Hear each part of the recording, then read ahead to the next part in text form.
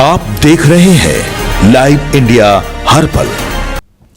नमस्कार, आप देख रहे हैं लाइव इंडिया हर पल। मैं हूं आपके साथ रेखा मिश्रा। विपक्ष को प्रधानमंत्री नरेंद्र मोदी की अपील जो है वह रास नहीं आ रही है और इसको लेकर के लगातार प्रधानमंत्री नरेंद्र मोदी पर हमला बोलती विपक्ष नजर आ रही है। इस बीच अगर सत्ता पक्ष के नेताओं की बात करें तो सत्ता पक्ष के नेताओं की ओर से लगातार प्रधानमंत्री नरेंद्र मोदी का बचाव किया जा रहा है और इस अपील को सत्ता पक्ष के नेता जो है वो देश हित में बताते हुए प्रधानमंत्री नरेंद्र मोदी का बचाव करते नजर आ रहे हैं।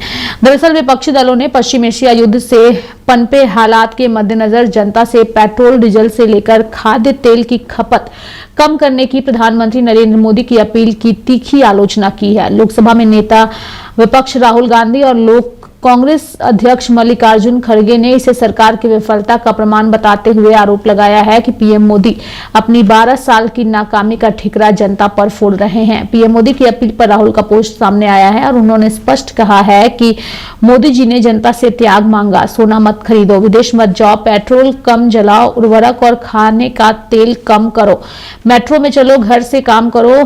12 साल में उन्होंने देश को इस मुकाम पर ला दिया है कि जनता को बताना पड़ रहा है कि क्या खरीदे क्या ना खरीदे, कहां जाए कहां ना जाए। देश चलाना अब समझौता करने वाले पीएम के बस की बात नहीं।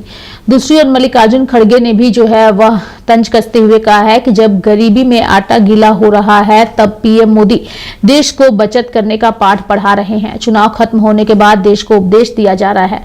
इसी तरीके से विपक्ष ने पीएम मोदी पर हमला बोला है। वहीं सत्ता पक्ष के नेताओं ने प्रधानमंत्री नरेंद्र मोदी का बचाव किया है और उनके इस अपील को देश हित में बताया है।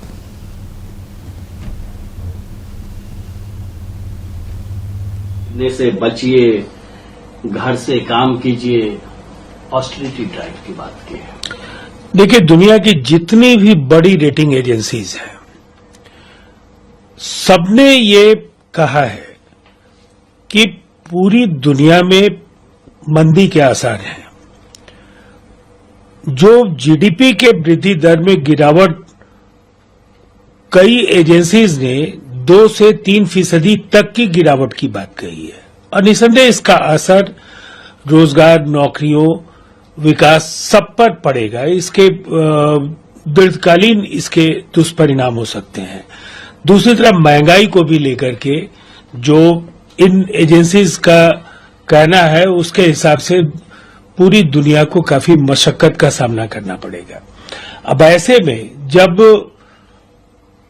अमेरिका जो खुद जिसकी तेल उत्पादन की क्षमता बहुत ही बड़ी है, वहां भी वहां के उपभोक्ताओं को बढ़ी हुई कीमतों पर भुगतान करना पड़ रहा है और यूरोपीय यूनियन से लेकर दुनिया के तमाम मुल्कों और चाहे वो हमारे पड़ोसी देश पाकिस्तान का सवाल हो, जिस तरह की पेट्रोलियम पदार्थों के मूल्यों में वृद्धि दर्ज हुई है और जो मुश्किलें जिस तरह से बढ़ती जा रही हैं, भारत सरकार या यूं कहना चाहिए कि प्रधानमंत्री नरेंद्र मोदी जी की यशस्वी नेतृत्व में देश ने आम लोगों को कठिनाइयों का सामना नहीं करने की स्थिति उत्पन्न होने दी।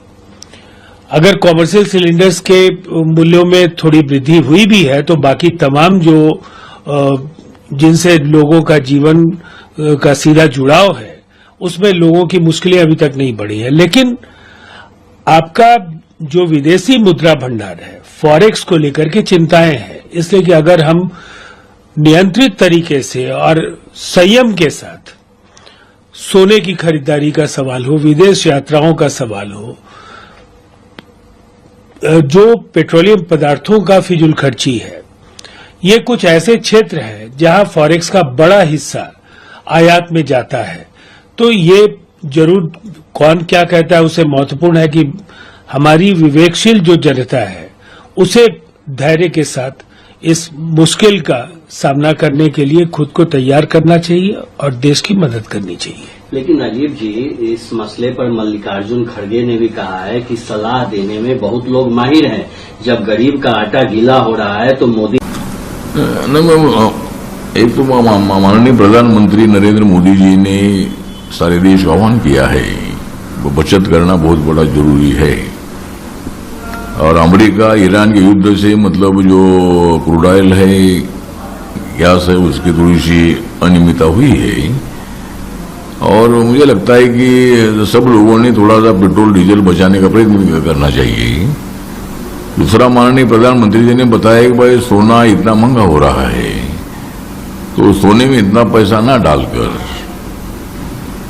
उन्होंने ये बताया है कि भाई धंधे पानी में पैसा डालना चाहिए और मेड इन इंडिया को बहुत ज्यादा महत्व देने का प्रयत्न उन्होंने किया है। जो भी साहित्य बाहर से बिल्कुल नहीं मंगाना है। जो भी साहित्य, जो वस्तुएं है, जो प्रोडक्शन है, या इंडिया में होना चाहिए और उसके लिए सब लोगों ने ध्यान देने की आवश्यकता है। तो मुझे लगता है कि प्रधानमंत्री जी का जो आह्वान है ये बहुत बड़ा इम्पोर्टेंट है और देश इकोनॉमी आज नंबर 4 पर है। अगर हमें गरीबी रेखा के ऊपर लोगों को और भी लाना है तो अपनी जो इकोनॉमी है, इकोनॉमी और भी ज़्यादा स्ट्रांग होनी चाहिए। इसीलिए वो बचत की तरफ उन्होंने ध्यान दिया है और सारे देशवासियों को मेरा निवेदन है कि प्रधानमंत्री जी के आह्वान पर आप लोग फॉरेन का टूर है या बाकी के जो टूर में जो पैसा लगता है वो पैसा ना खर्चा करके अपने बिजनेस में अपने ऐसा पैसा का खर्च करने की आवश्यकता है। ये आह्वान उन्होंने बहुत अच्छा किया है और सभी लोगों ने इसमें राजनीति करने की आवश्यकता नहीं है। अनेक लोग ऐसा बोल रहे प्रधानमंत्री जी ने एयरक्राफ्ट से नहीं जाना चाहिए, तो इसी तरह की बातें करना ठीक नहीं है। उन्होंने ये तो बताया है कि भाई सबने बचत करने की आवश्यकता है और इसका पूरे देश भर के अनेक लोग उसको मतलब फॉलो करेंगे, ऐसा हमें पूरा विश्वास है। और गाड़ी से ट्रैवल ना करके अनेक लोगों ने मेट्रो है, लोकल ट्रेन है, इसमें ज़्यादा प्रवास करना अच्छा रहेगा, ऐसा भी मेरा मानना है। सर, आज आप भी मेट्रो से जाने वाले हैं, आपने कहा है क्या? हाँ, तो मैंने ये तय किया है कि भाई थोड़ा सा पेट्रोल डीजल में बचत करने की आवश्यकता है और इसीलिए मेट्रो है, लोकल ट्रेन, इसमें भी जो लोग गाड़ी से जाते हैं उन्होंने मेट्रो और लोकल से जाने का भी मतलब मन तय करना चाहिए। और मैंने आज ये निर्णय ले लिया है कि भाई मैं मेट्रो से आज मैं जाऊंगा। मैं मंत्रालय की तरफ जाना है तो मतलब मंत्रालय के वहाँ से मैं मतलब यहाँ धारावी तक आने वाला हूँ और अनेक लोगों को मेरा आह्वान है कि भाई मेट्रो से, लोकल से आपने ट्रैवलिंग करना चाहिए और पेट्रोल डीजल की बचत करने की भारी आवश्यकता है। मुझे लगता है कि अरविंद केजरीवाल सवाल उठा रहे हैं, राहुल गांधी हैं, मल्लिकार्जुन खड़गे हैं। अरविंद केजरीवाल तो यहाँ तक कह रहे हैं कि इकोनॉमिक इमरजेंसी आने वाली है, इसीलिए प्रधानमंत्री ने ये 7 बातें कही हैं लोगों से। मुझे लगता है ये इकोनॉमिक इमरजेंसी आने का बिल्कुल विषय नहीं है। जिस तरह नरेंद्र मोदी साहब ने जो आह्वान किया है उसको सभी लोगों ने ध्यान में रखने की आवश्यकता है। राहुल गांधी हो, मल्लिकार्जुन खड़गे जी हो या अरविंद केजरीवाल जी हो, ये तो सवाल उठाते रहते हैं और वो बता रहे कि भाई इकोनॉमिक इमरजेंसी आने वाली है, लेकिन ऐसी बिल्कुल इकोनॉमिक इमरजेंसी आएगी नहीं। इमरजेंसी तो इंदिरा गांधी जी ने लाई थी, अनेक लोगों को जेल में डाला था, लेकिन नरेंद्र मोदी जी लोकतंत्र को मानते हैं, नरेंद्र मोदी जी बाबा साहब के संविधान को मानते हैं और इसीलिए ऐसी इमरजेंसी लागू करने का बिल्कुल विषय नहीं है और बिल्कुल इकोनॉमिक इमरजेंसी आएगी नहीं। अपना देश बहुत ही आगे ताकत से बढ़ रहा है और देश का नाम पूरी दुनिया में आज है। इसलिए मतलब जो आरोप लगा रहे कि भाई इकोनॉमिक इमरजेंसी आने वाली है, उसमें बिल्कुल माननीय देश के प्रधानमंत्री मोदी जी विश्व के सर्वोच्च नेता हैं। पूरा विश्व माननीय मोदी जी का सम्मान करता है, तो निश्चित तौर से उन्होंने जो देशवासियों से अपील की है तो मैं समझता हूँ ये उनका ऐतिहासिक फैसला है। हमारे देश की सम्मानित जनता को उनके निर्देश को पालन करना चाहिए। कांग्रेस अध्यक्ष मल्लिकार्जुन खड़गे पीएम मोदी के साथ अपीलों पर निशाना साधते हुए कहा, गरीबों में आटा गीला करने जैसी स्थिति सरकार पैदा कर रही है। देखिए, कांग्रेस का हाल बहुत खराब है। नेहरू जी के बाद इंदिरा जी के बाद राजीव गांधी और उसके बाद लगातार कांग्रेस का ग्राफ गिर रहा है, बिल्कुल समाजवादी पार्टी बनने जा रही है। तो उनका कोई बयान की कीमत नहीं है। सर, हेमंत बिश्व शर्मा असम के आज दूसरी बार मुख्यमंत्री पद की शपथ लेने जा रहे। प्रधानमंत्री मोदी, गृह मंत्री अमित शाह समेत कई बड़े राजनेता समारोह में शामिल हो सकते हैं। असम के मुख्यमंत्री बहुत ही दमदार और युवा भी हैं। निश्चित तौर से मैं भी हृदय से उनको बधाई देता हूं कि वो इस तरीके से माननीय योगी आदित्यनाथ जी बेबाक बात करते हैं उत्तर प्रदेश के, उसी तरह विश्व शर्मा जी मुख्यमंत्री भी बहुत ही अपने प्रदेश के चुनाव के बाद बंगाल भी वो आए थे, उनको भी भारत वर्ष की जनता ने बहुत पसंद करती है। माननीय प्रधानमंत्री जी की सोच और मंशा 100% सही है।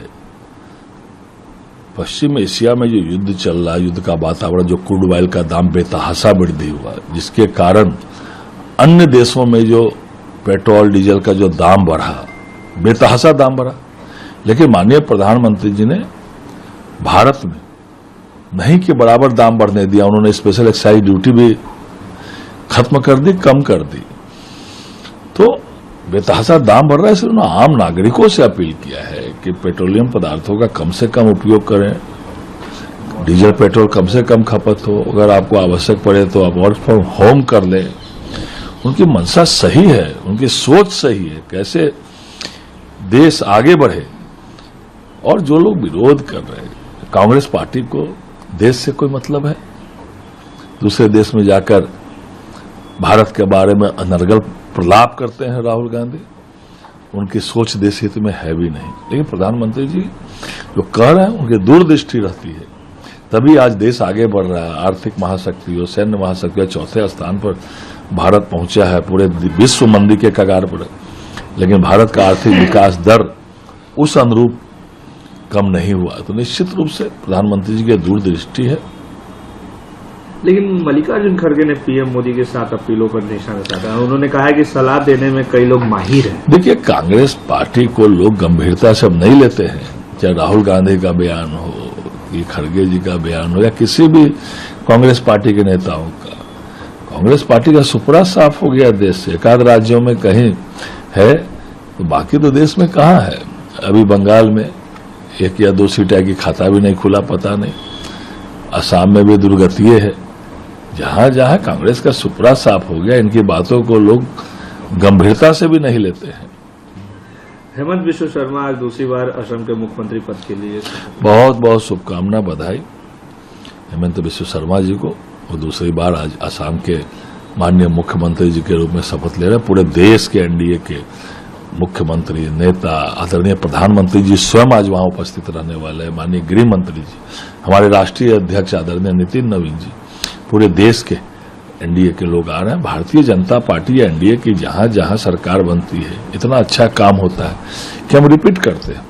और अन्य पार्टियों की सरकार तो भूल से बन भी गई तो दूसरी बार आना नहीं है। इसलिए जनहित में एनडीए की सरकार काम करती है। बहुत बहुत शुभकामना नई सरकार को, असम के हेमंत बिश्व शर्मा जी को। उनके नेतृत्व में असम और आगे बढ़ेगा।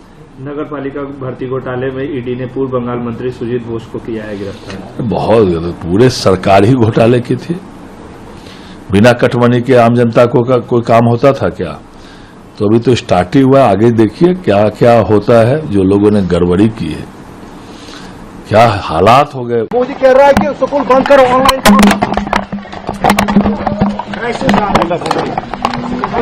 फ्यूल क्राइसिस है, गैस क्राइसिस है, और बर्बादी की तरफ हम जा रहे हैं। सच्चाई तो ये है, इसीलिए ये सारी स्कूल की गाड़ियां बंद करना चाहते हैं।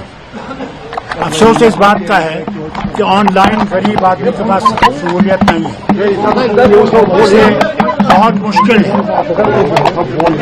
तालीम जरूरी है, इसलिए सोचना पड़ेगा, रास्ता निकालना पड़ेगा, क्योंकि ऑनलाइन यहाँ नहीं है, इसलिए ये नहीं हो सकता। ऑनलाइन नहीं चल सकता। आपको लगता है इकोनॉमी खत्म हो रही है? बिल्कुल खत्म है, इसमें कोई शक नहीं है। अगर ये क्राइसिस बंद नहीं हुआ, ईरान और अमेरिका का लड़ाई बंद नहीं हुई, तो अल्लाह ही जाने हमारी हालत क्या होगी। और फरमाइए। और और भी उन्होंने बहुत सारी चीजें बोली, फॉरेन एक्सचेंज को लेके क्या बोलना चाहेंगे आप? देखिए, देश के प्रधानमंत्री नरेंद्र मोदी जी की अपील पर देश उनके साथ चल पड़ा है। रोड पे गाड़ियां कम हो गई हैं, लोगों ने पेट्रोल डीजल बचाना शुरू कर दिया है, कार पूलिंग शुरू हो गई है और पूरी तरह से सोने की दुकान पर भी भीड़ खत्म हो गई है। प्रधानमंत्री जब अपील करते हैं, देश उसके साथ चलता है, कि प्रधानमंत्री एक सिर्फ प्रधानमंत्री नहीं है, बल्कि देश के अभिभावक, गार्जियन, देश के नेता हैं। वो जो आवाज देते हैं, उस आवाज के साथ देश चलने लगता है। लेकिन विपक्ष जिस तरह की राजनीति कर रहा है, ऐसी ओछी घटिया राजनीति विपक्ष को नहीं करना चाहिए। प्रधानमंत्री ने तो राजनीतिक दलों से भी कहा था इसमें वो साथ दें, लेकिन विपक्षी दलों की लत जो लग गई है विरोध करने की, वो खत्म होने वाली नहीं है। वो जिस तरह की बयानबाजी राहुल गांधी और अन्य विपक्षी दल के नेता कर रहे हैं, ये दुर्भाग्यपूर्ण है। जब देश का सवाल हो, इन सबको एकजुट रहना चाहिए। जी, मल्लिकार्जुन सिर्फ अच्छी नसीहत दे सकते हैं, इन्होंने पीएम मोदी की 7 अपील पर उन्होंने बोला। प्रधानमंत्री जी की जो 7 अपील है, उस पर कांग्रेस पार्टी और उसके नेता बयानबाजी कर रहे हैं। पहले राहुल गांधी ने, अब मल्लिकार्जुन खड़गे भी कह रहे हैं कि ये सिर्फ नसीहत दे सकते। नसीहत नहीं दे रहे। देश को याद है, जब भी देश संकट में आया है, प्रधानमंत्री जी ने नेता की तरह व्यवहार किया है, लीड लिया है। कोरोना काल में भी देश को बचाने का काम किया है। आज आर्थिक संकट है पूरे दुनिया में, तो भारत में उससे कैसे मुकाबला हो। भारत के लोग, सरकार जहां मुकाबला कर रही है, तो सरकार अकेली नहीं है। 140 करोड़ जनता प्रधानमंत्री के साथ है। जी, जो जिस तरह से बोला जा रहा है कि फ्यूल की शॉर्टेज वगैरह होगी, उसके लिए एमईए ने साफ तौर पर क्लियर कर दिया कि इंडिया जो है एंगेजिंग है मल्टीपल कंट्रीज के साथ में, और हर इंश्योर करेगी कि अनइंटरप्टेड एनर्जी सप्लाई जो है मिलती रहे इंडिया में। देखिए, जहां देश के प्रधानमंत्री नरेंद्र मोदी जी अपील भी कर रहे हैं लोगों से, 7 अपील भी उन्होंने की है, साथ में उन्होंने अलग अलग देशों से कैसे पेट्रोल डीजल आ सकता है, इस पर भी सरकार काम कर रही है। सरकार अपना फर्ज निभा रही है और जनता का साथ भी ले रही है। यही होती है सरकार, जनता की सरकार, जनता के लिए सरकार, जनता की द्वारा चुनी हुई सरकार, जनता के लिए काम कर रही सरकार है, वो दिख रहा है। जी, सखी, पीएम मोदी की जो अपील है वो इंडिकेशन है इकोनॉमी इमरजेंसी का, वो रियल स्टेटस मांग रहे हैं इकोनॉमी का, क्या है? देखिए, अरविंद केजरीवाल आजकल रोज राहुल गांधी से तो 7 सूत्रीय ही अपील थी, इसको लेकर के खासी चर्चा है, किस तरह से देखते हैं सर? नहीं, मैंने तो इस पर लिख भी दिया, थोड़ा परसाई, थोड़ा श्रीलाल शुक्ल और थोड़ा शरद जोशी के स्टाइल में, बिना शिकायत के, कि प्रधानमंत्री जी इतने महीनों से ये परिस्थिति थी, अब आप चुनाव से निवृत्त हुए, तो आपको युद्ध, वैश्विक संकट और उस पर हमारा प्रभाव क्या होगा। आपने इस पूरी प्रक्रिया में ये बात जो नहीं समझी, इसकी सबसे बड़ी मार उस तबके पे पड़ेगी जिस तबके का आपने जिक्र तक नहीं किया। मैं कह रहा हूं दिहाड़ी मजदूर। जिस तरह की चीजें आप अपील कर रहे हैं, काम नहीं मिलेगा लोगों को, वैसे ही लगभग बंदी के हालात है। और आपके मंत्रियों के आचरण में, व्यवहार में, उनके सार्वजनिक जीवन में मैं तो कम से कम 24 घंटे में कोई परिवर्तन नहीं देखा। एक आध मंत्री फोटो के लिए ईवी व्हीकल दिखा रहे हैं, फोटो के लिए, उससे ज्यादा गंभीरता नहीं है। इश्तेहार कितने बंद करवा दिए प्रधानमंत्री जी। ये जो आपकी केंद्र की सरकार और राज्यों की सरकार एक अखबार के 4-4 पन्ने को इश्तेहार से रंग देती है, उसकी चर्चा नहीं होगी। वही है, कल भी मैंने कहा था, पर उपदेश कुशल बहुत है। सर, इस अपील के साथ उसमें एमईए की तरफ से कल कहा गया कि आज जो फ्यूल शॉर्टेज की जो बात है, तो सरकार कई देशों के साथ जो है लगातार एंगेज है, जिससे कि अनइंटरप्टेड जो है सप्लाई जारी रहे। नहीं, ये तिलिस्म कौन विश्वास करेगा भाई? ये तिलिस्म की जाल हमने कोविड के दौरान देख ली है।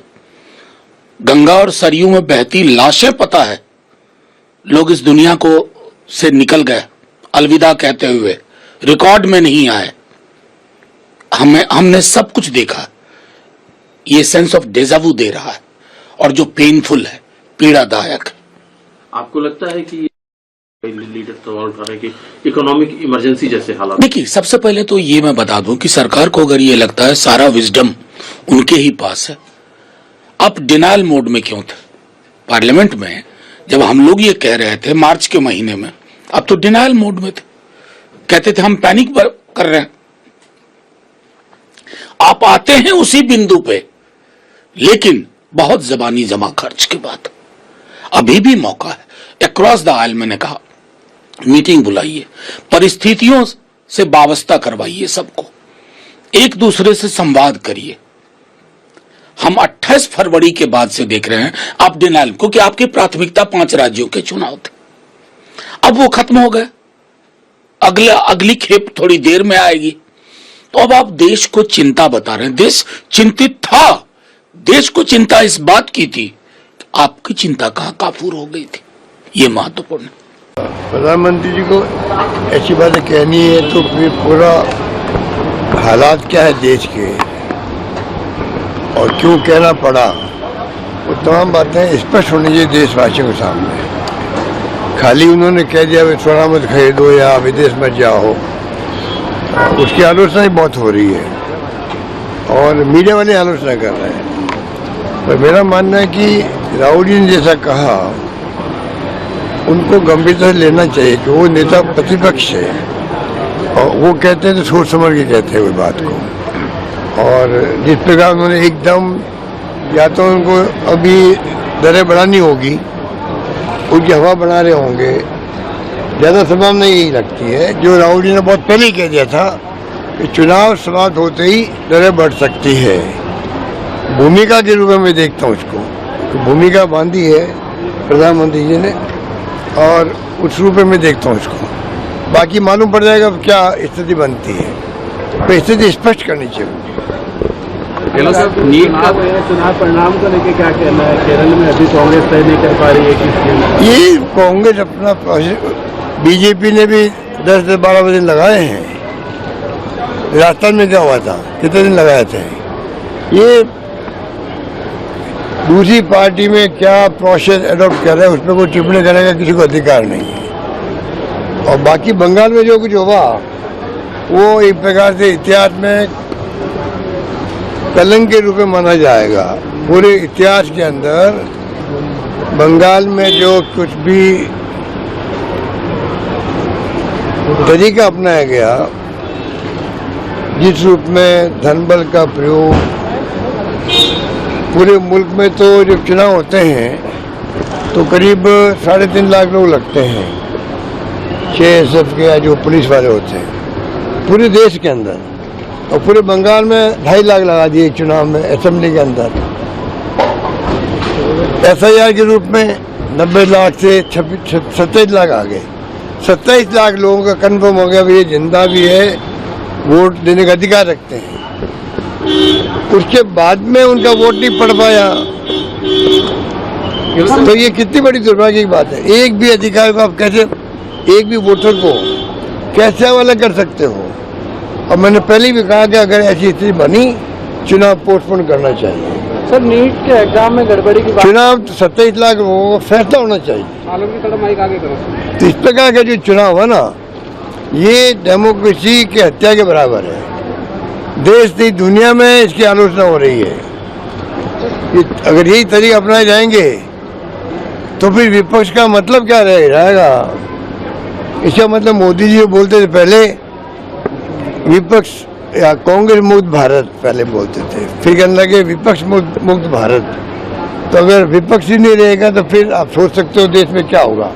अभी तो मेरे साथ फिलहाल अभी के लिए इस खबर में इतना ही। आप देखते रहिए लाइव इंडिया हर पल। नमस्कार।